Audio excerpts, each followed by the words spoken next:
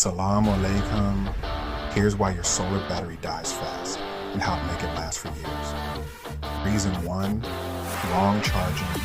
No MPPT or bad settings cause damage. Use an MPPT to correct charge voltages. Reason 2, thin wires.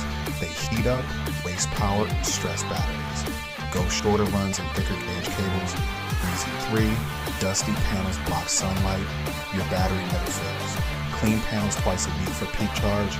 Reason 4, battery choice. Lithium lasts longer with no maintenance. Tubular works but needs regular care and monitoring. Reason 5, overload. Tubular appliances kill batteries. Know your system when it's matched loads to inverter and capacity. Bonus care, store batteries cool, away from sun. Like, subscribe, and comment your battery type. Hasken Arewa, solar made simple.